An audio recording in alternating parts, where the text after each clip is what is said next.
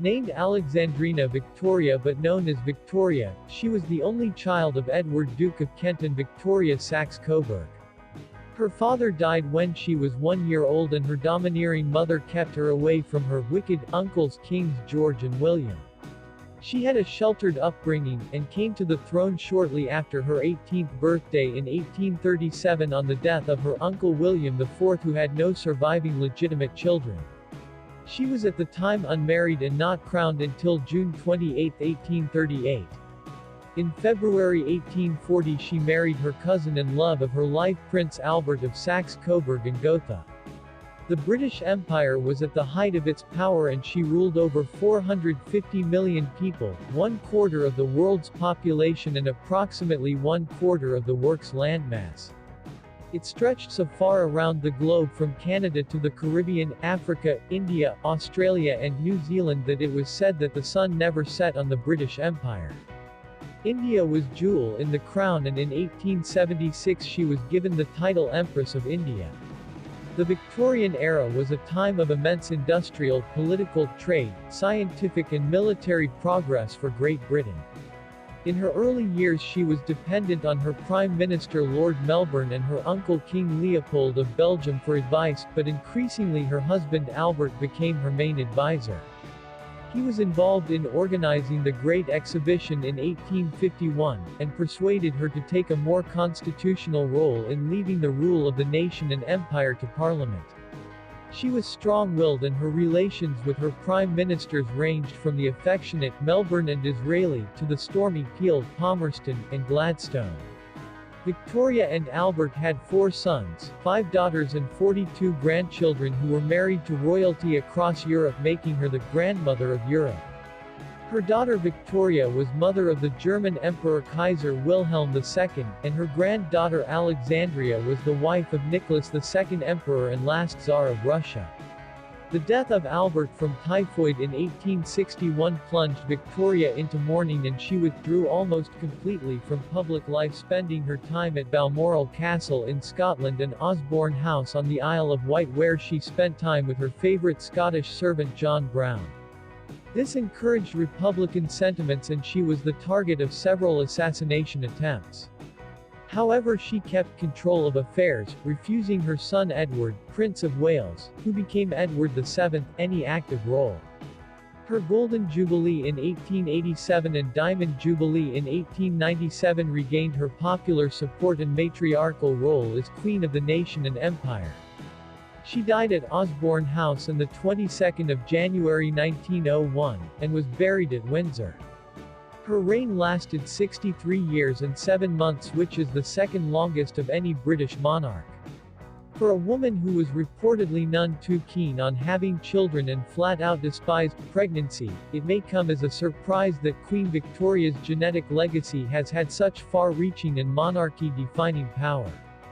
With 9 children of her own, who in turn gave her 42 grandchildren, it's hardly a stretch to understand why the iconic queen was nicknamed the Grandmother of Europe. But while Victoria herself died in 1901, leaving the throne to her eldest son, King Edward VII, the Queen's legacy on the monarchies of Europe lives on even in modern times. Indeed, of the approximately 28 surviving monarchies around the world, 5 of them are held by descendants of Victoria. The most obvious of Queen Victoria's descendants is, naturally, the current Queen of England. Directly descended from Edward VII, Queen Elizabeth is Victoria's great-great-granddaughter. In 2015, she surpassed Victoria as the longest reigning British monarch in history. Interestingly, both Elizabeth's father, George VI, and grandfather, George V, came to the throne unexpectedly, being the second of their father's sons.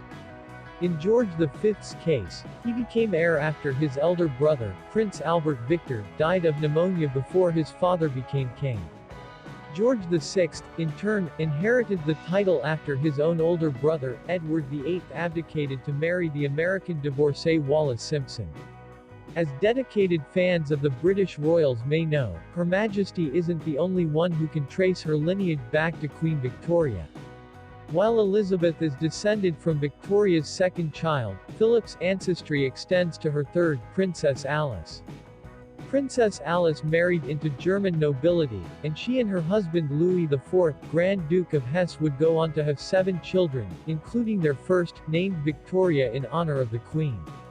That Victoria then married into the Mountbatten family. At the time, they were the Battenbergs, but they chose to alter the name to a more anglicized translation during World War I, and had a daughter, Alice, along with 3 other children.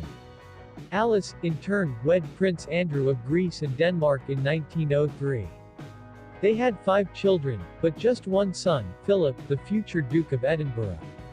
The non-British royal most closely related to Queen Elizabeth, Harold V, is also a great-great-grandchild of Queen Victoria and is actually descended from the same branch of the family as Elizabeth II. Like the Queen, his great-grandfather was England's King Edward VII, making the monarch's second cousins. Harold V's grandmother, Maud, was the youngest daughter of Edward VII and became Queen of Norway when she married Haakon VII in 1896. The couple had only one child, Olav V, Harald's father. When it comes to strong genetic links to Queen Victoria, it's hard to outdo the Spanish king. The youngest of Victoria's reigning descendants, Felipe, took over the Spanish throne from his father in 2014 after Juan Carlos I abdicated. "I do not want my son to wither waiting like Prince Charles," the king reportedly said of his choice to step down. On one side, Felipe VI can trace his lineage to Victoria back through his father. His paternal grandfather, Infante Juan, Count of Barcelona, was the son of Princess Victoria Eugenie, herself the daughter of Queen Victoria's youngest child, Princess Beatrice. But that's not his only familial link to the iconic queen. In fact, Felipe is also related to Queen Victoria through his mother, Queen Sofia of Spain, via Queen Victoria's eldest daughter, Victoria, Princess Royal, 2 times over.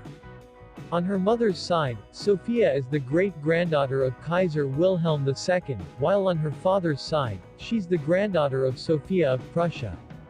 Both Wilhelm II and Sophia of Prussia were children of Victoria, Princess Royal, meaning that Sophia is both the great-great-great-granddaughter and the great-great-granddaughter of Queen Victoria. Like Felipe VI, the Swedish king also carries the distinction of being descended from Queen Victoria in multiple ways.